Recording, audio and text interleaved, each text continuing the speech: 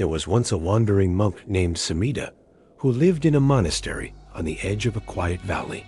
Every morning, before the sun rose, he would sit outside his small hut and watch 3 distant lights flicker on the mountain ridge opposite his home. They looked like tiny stars that had fallen to rest on the earth.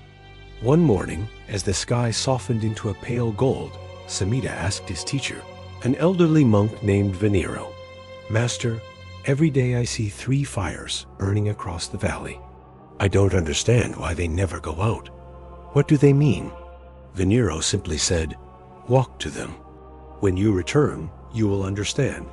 So the young monk packed a small bundle of food and began the long climb across the valley. By midday, he reached the first fire. A woman was sitting beside it. She looked exhausted, shivering even though the flames in front of her were enormous.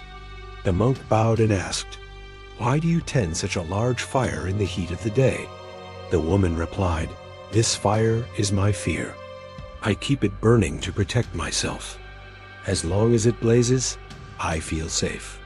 But the more wood I add, the more heat it gives off, and the more I suffer."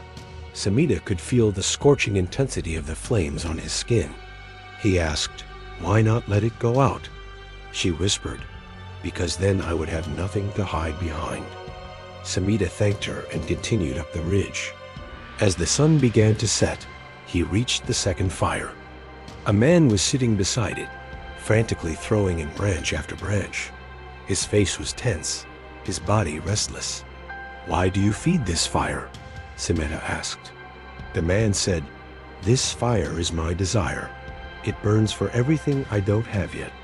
Every time I give it something, it demands more. It keeps me warm for a moment. Then it grows hungry again." Samhita noticed that the man's hands were covered in soot and blisters.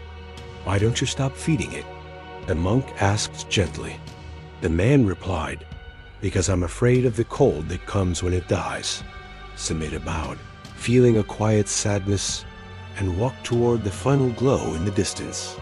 Night had fully fallen by the time he reached the third fire.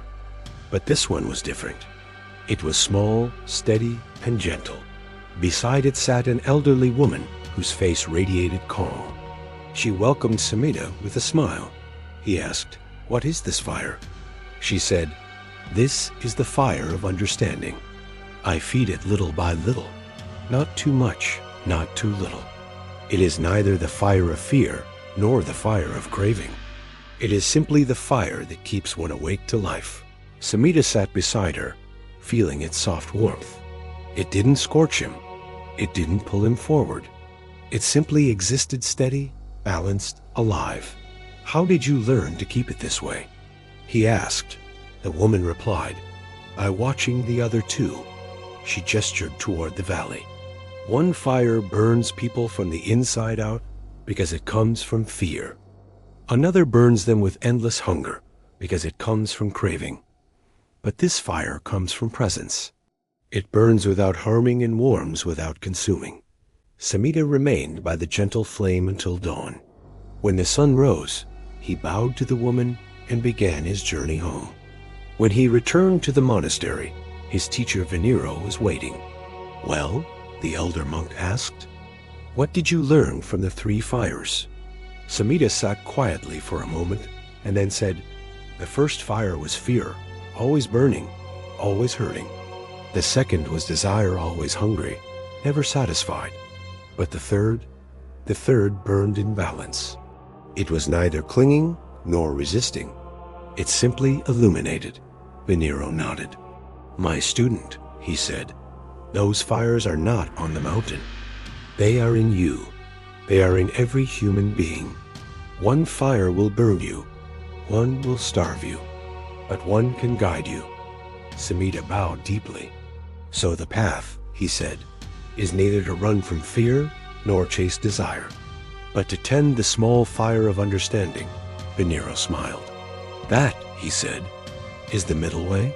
And from that day forward, whenever the young monk felt pulled by fear or pushed by desire, he would remember the 3 fires and return to tending the one that warmed without burning. If this story resonated with you, subscribe, and follow the channel.